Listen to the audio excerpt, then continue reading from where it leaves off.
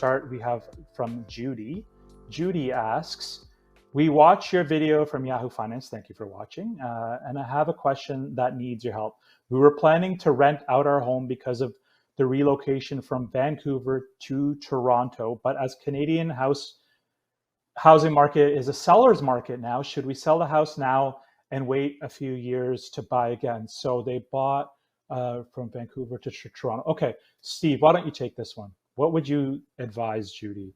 Okay, so I think it always comes down to risk tolerances. I typically prefer not to be out of the market in its entirety. I just think we've seen people try to get cute with that. I mean, I know people in the industry that I have a lot of respect for, very, very smart people that are in the market day to day, that thought, in April of 2020, what seemed like a logical idea to sell your primary residence and go rent for 12 months turned out to be an absolute disaster. So, my view isn't that housing is going higher here in the next 12 to 18 months, but you can never say never. And so my opinion would be, I think if it's a lateral move, you're selling one very expensive, arguably overpriced asset and buying another overpriced asset. It's kind of a wash. You need a place to live at the end of the day. I always say, if you want to get cute, do that with your investment properties. If you want to dump a rental property and try to time the market 2-3 years down the road, I think that's the place to do it. I think your primary residence, I think it's a place for you to live in. Okay, don't get cute with your primary residence. That's a good piece of advice. I know I can tell you I've seen that a couple of times with friends and family who thought that, the prices are going to go down, I'm going to rent, and they're still in that rental. So be careful out there, guys. Okay, let's move on. Next, we have Chris. Okay, I'm looking to get out of Ontario and into somewhere like the prairies. I was in Edmonton in October. I like the city. Your thoughts in terms of the following. Is out west going to be slower than Ontario? If you had to choose between Edmonton, Calgary, or Winnipeg, where would you go to invest, live? I know that, Steve, you've talked about Calgary. You have had some positive things to say about Calgary. But Calgary seems to be the new hype market. I feel like whenever I see people talking on social media around bar, not that I go to many bars these days, but just among friends and my circle, I hear Calgary brought up a lot, and I get asked about Calgary a lot. What's your view on this question, Steve? I mean, obviously, I full disclosure, I have investments in Calgary. So, it's maybe my bias that I think Calgary, it's Canada's 4th largest major metro. Detached house prices are now up 20%. So they have moved a lot over the last year. 20% move for the Calgary market is huge. Keep in mind, though, I think it's important when you actually zoom out and look at that chart on a 15-year, 20-year level. Calgary house prices are still relatively quite flat. So I think affordability metrics there are still very positive.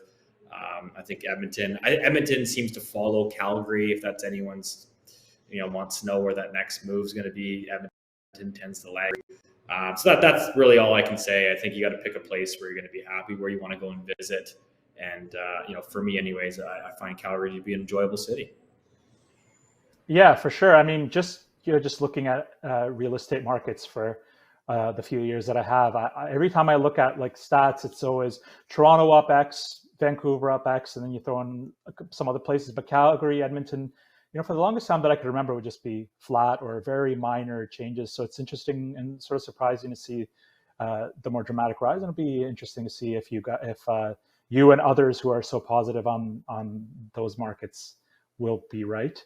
Okay, let's move on to the next one. This one comes to us from Sushma. Sushma asks, I have a variable mortgage. Oh, this is the one that we get all the time. I have a variable mortgage on my condo and recently locked my mortgage rate at 2.39.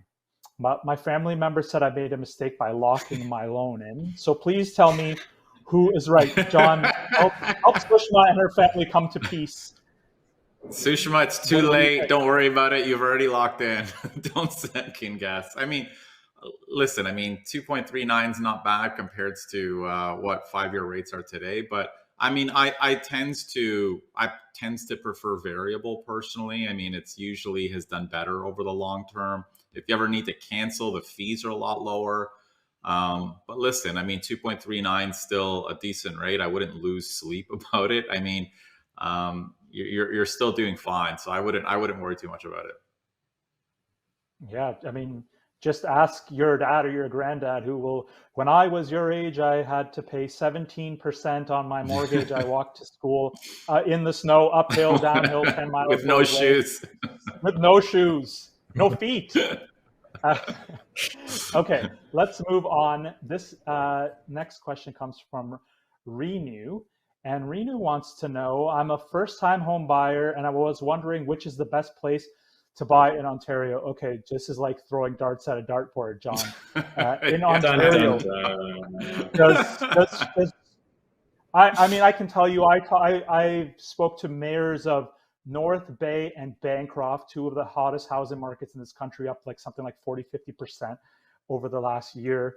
And I pulled them up on a map to see how far they're from Toronto, and they were both around 2.5 hours and in different directions even.